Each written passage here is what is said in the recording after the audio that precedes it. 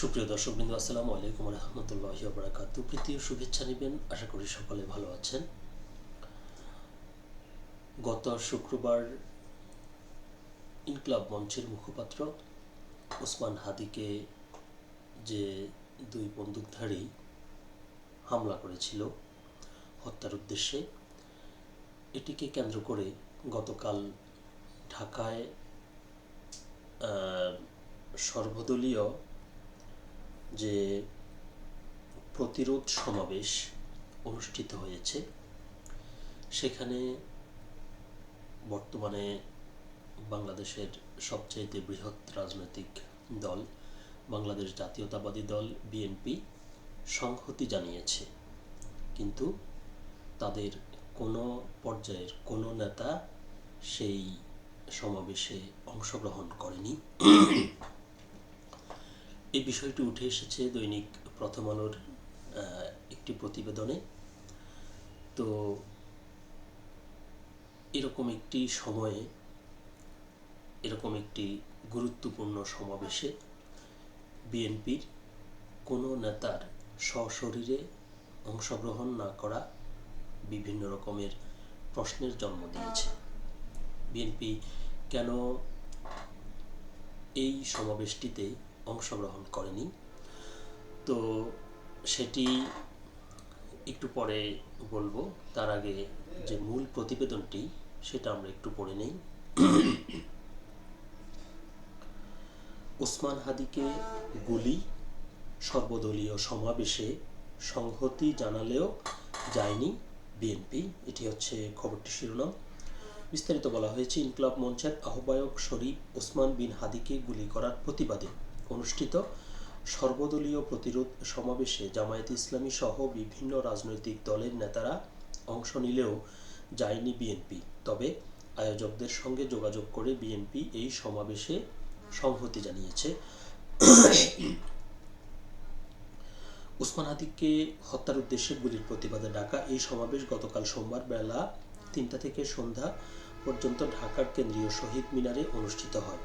এর আয়োজক ছিল ইনকিলাব মঞ্চ। সমাবেশে জামায়াত ইসলামী, এনসিপি, এবি পার্টি, গণ অধিকার পরিষদ, খেলাফত মজলিস সহ বিভিন্ন রাজনৈতিক দলের নেতারা বক্তব্য দেন, কিন্তু বিএনপির কেউ সেখানে ছিলেন না। সমাবেশের শেষ দিকে ইনকিলাব মঞ্চের সদস্য সচিব আবদুল্লাহ আল জাবের বলেন, বিএনপি এই সমাবেশে সংহতি জানিয়েছে, শুধুমাত্র সংহতি জানিয়েছে।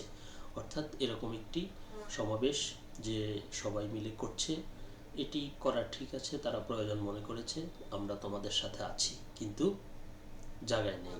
আচ্ছা, গত শুক্রবার রাজধানীর বিজয়নগরে গুলিবিদ্ধ হন ঢাকা ৮ আসনের সম্ভাব্য স্বতন্ত্র প্রার্থী শরীফ ওসমান হাদি। এর পরদিন শনিবার রাষ্ট্রীয় অতিথি ভবন যমুনায় প্রধান উপদেষ্টা অধ্যাপক মোহাম্মদ ইউনূসের সঙ্গে বিএনপি, জামায়াতে ইসলামী ও জাতীয় নাগরিক পার্টির নেতাদের বৈঠক হয়। ওই বৈঠকে সিদ্ধান্ত হয় ইনকিলাব মঞ্চের উদ্যোগে সর্বদলীয় প্রতিবাদ সভা হবে। সেই সিদ্ধান্ত অনুযায়ী গতকাল সর্বদলীয় প্রতিরোধ সমাবেশ হয়। মানে একটা জিনিস খেয়াল করছেন, এটা কিন্তু ডক্টর মোহাম্মদ ইউনূসের সাথে যে বৈঠক হয়েছে, সেই বৈঠকে সিদ্ধান্তের প্রেক্ষিতেই কিন্তু গতকালকে সমাবেশটা হয়েছে, এবং সেখানে কিন্তু বিএনপি নেতারা উপস্থিত ছিল। এই সমাবেশে জামায়াতের সেক্রেটারি জেনারেল মিয়া গোলাম ফরওয়ার বলেন, হাদির উপর আক্রমণ এই দেশকে গ্রাস করার পরিকল্পনার অংশ, এটা বিচ্ছিন্ন ঘটনা নয়। তিনি বলেন, হাদির উপর আক্রমণকারীদের যারা ভারতে পালিয়ে যাওয়ার সুযোগ করে দিয়েছে, তারা বাংলাদেশের নির্বাচনকে সুষ্ঠু করতে দেবে না। এই দেশকে ভারতীয় আধিপত্যবাদের করদ রাজ্য বানানোর চেষ্টা কখনো সফল হবে না। এই যে গোলাম ফরওয়ারের যে কথাগুলো, এগুলো কিন্তু খেয়াল করবেন। অর্থাৎ বিএনপি সমাবেশে যোগ না দেওয়ার যে কারণ, তার মধ্যে এটাও কিন্তু এটি একটু পরে বলছি। হাদির উপর হামলাকে বিচ্ছিন্ন ঘটনা উল্লেখ করে প্রধান নির্বাচন কমিশনার এম নাসির উদ্দিনের দেওয়া বক্তব্য প্রত্যাহারের আহ্বান জানান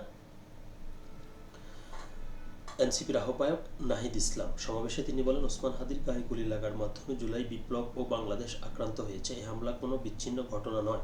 এটিকে বিচ্ছিন্ন ঘটনা বলার পর সিইসির দায়িত্বে থাকার নৈতিক অধিকার থাকে না। আজ মঙ্গলবার বিজয় দিবসে ঢাকায় প্রতিরোধ যাত্রা করার ঘোষণা দেন নাহিদ। তিনি বলেন, বিশ্ববিদ্যালয়, মিডিয়া ও আইন অঙ্গনে যারা মুজিববাদের রাজনীতি পুনরায় শুরু করতে যাচ্ছে তাদের বিরুদ্ধে গণপ্রতিরোধ চলবে। সমাবেশে বক্তব্য দেন সাবেক তথ্য উপদেষ্টা মাহফুজ আলম। তিনি বলেন, খুবই সংকটময় পরিস্থিতির সামনে আমাদের গায়ে হাত দেওয়া যাবে না। একটা লাশ পড়লে আমরা কিন্তু লাশ নেব, অত সুশীলতা করে লাভ নেই। মাহফুজ আলম বলেন, 5ই আগস্টের পর যখন মুজিববাদীদের, আওয়ামী লীগ ও 14 দলীয় সন্ত্রাসীদের প্রতিটি বাড়ি চুরমার করে দেওয়ার ক্ষমতা আমাদের ছিল, সেদিন আমরা নিজেদের সংবরণ করেছিলাম বলে আজকে তারা এই সাহস পাচ্ছে। আমরা ক্ষমা করে যদি ভুল করে থাকি তাহলে আমরা প্রতিজ্ঞা নেব, আমরা আর ক্ষমা করব না। বাংলাদেশ থেকে যারা ভারত ও বিদেশিদের স্বার্থ রক্ষা করবে তাদেরও নিরাপদ থাকতে না দেওয়ার হুঁশিয়ারি দিয়ে মাহফুজ আলম বলেন, দেশের ভেতরের রাজনৈতিক লড়াইকে যারা বাইরে নিয়ে গেছে তাদের হুঁশিয়ার করে দিতে চাই যে যদি দেশের লড়াই দেশের বাইরে যায় তাহলে মুক্তির লড়াইও এ দেশের বাইরে যাবে। আমরা যদি নিরাপদ না থাকি এই দেশে আমাদের শত্রুরাও নিরাপদ থাকতে পারবে না, এটা হচ্ছে বেসিক কন্ডিশন। মাহফুজ আলম বলেন, ভারত থেকে আপনারা সন্ত্রাসের উস্কানি দেবেন, সন্ত্রাস চালাবেন, আমার ভাইয়ের উপর গুলি চালাবেন, এটা আমরা বরদাস্ত করব না। আচ্ছা, আমি পুরো প্রতিবেদনটি পড়ছি না, এখানে আরও বক্তারা বক্তব্য দিয়েছেন। বিশেষ করে এই সমাবেশের যিনি সভাপতি, যার সভাপতিত্বে সমাবেশটি হয়, আমার দেশ পত্রিকা সম্পাদক মাহমুদুর রহমান, তিনি অনেক গুরুত্বপূর্ণ কথা বলেছেন। তো যেটি বলতে চাচ্ছি সেটা হচ্ছে, বিএনপি কেন এই সমাবেশে অংশ নেয়নি। মানে বিষয়টা হচ্ছে যে কি, যে বিএনপি পড়েছে শাঁখের করাতে। শাঁখের করাত মানে হচ্ছে দুদিকের বিপদ। বিএনপি যেহেতু এখন সামনে নির্বাচন, এমনিতে আওয়ামী লীগকে ছাড়া একটি নির্বাচন অনুষ্ঠিত হতে যাচ্ছে, তার মধ্যে আমার কাছে মনে হচ্ছে যে নির্বাচন শেষ হওয়ার পরে বহির্বিশ্বে এই নির্বাচনকে স্বীকৃতির একটা বিষয় রয়েছে। কারা স্বীকৃতি দেবে, কেন স্বীকৃতি দেবে, কি স্বীকৃতি দেবে না, সেটির একটি বিষয় রয়েছে। তো যত কিছুই বলেন, বাংলাদেশের রাজনীতিতে ভারতের একটা প্রভাব থাকবেই, লাগবেই, বিষয়টা এরকম। তো যেহেতু এখানে ওসমান হাদিকে যারা গুলি করেছে, গুলি করার পরে এখনও পর্যন্ত পত্রিকার বিভিন্ন সংবাদ মাধ্যমের যে রিপোর্ট প্রকাশিত হয়েছে, সেই তথ্য অনুযায়ী যারা যে শুটার, তিনি কিন্তু ভারতে পালিয়ে গেছেন, ভারতে তিনি আশ্রয় নিয়েছেন। তো এবং গতকালকের যে সমাবেশটি অনুষ্ঠিত হয়েছে সেখানে বক্তারা যে কথাগুলো বলেছেন বেশিরভাগই কিন্তু ভারতের বিরুদ্ধে। এখন আমার একটা ধারণা যে বিএনপি জানে যে এখানে ভারত বিরোধী কথা বলতে হবে, বক্তব্য দিতে হবে। তো এই জন্য নির্বাচনকে সামনে রেখে এই গুরুত্বপূর্ণ যে সময়টা, এই সময়টাতে বিএনপি ভারত বিরোধী বক্তব্য দিয়ে ভারতকে নাখোশ করতে চাচ্ছে না।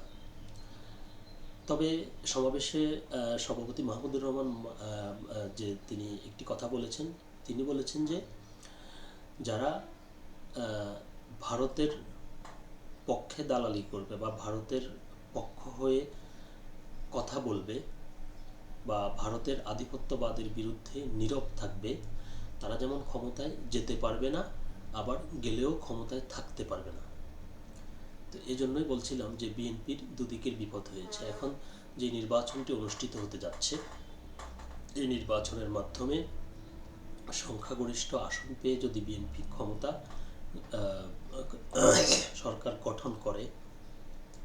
গঠন করতে গেলে বিএনপি হয়তো ভাবছে তাদের অবশ্যই, হয়তো না, বিএনপির অবশ্যই ভারতের স্বীকৃতি লাগবে। তো এখন এরকম পরিস্থিতিতে ভারতকে উত্তক্ত করতে চাচ্ছে না।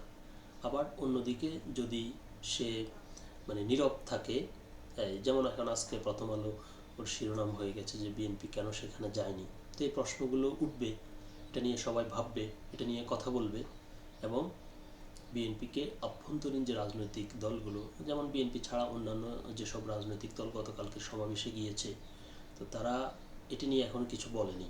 কিন্তু বিশেষ করে জামায়াত ইসলামী কিন্তু এই বিষয়টাকে ইস্যু করে রাজনীতি করা শুরু করবে। অর্থাৎ জামাত এটা প্রমাণ করতে চাইবে যে বিএনপি এই ভারতের যে আধিপত্যবাদ এর বিরুদ্ধে বিএনপি যাবে না, বা বিএনপি ক্ষমতায় আসলেও ভারতীয় আধিপত্যবাদের বিরুদ্ধে বিএনপি কিছু করার সাহস বিএনপির নেই বা রাখবে না।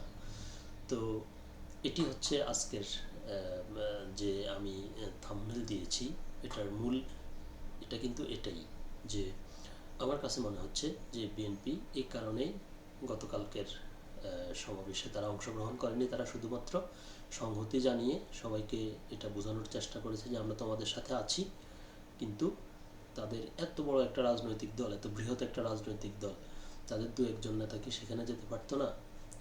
তারা জানে যে এখন সেখানে গেলে ভারত বিরোধী বক্তব্য দিতে হবে, ভারত বিরোধী কথা বলতে হবে। এই জন্যই আমার কাছে মনে হচ্ছে যে বিএনপির কোনো নেতা সেখানে যায়নি। তো আজ এ পর্যন্তই। সকালে ভালো থাকবেন, সুস্থ থাকবেন। আল্লাহ হাফেজ।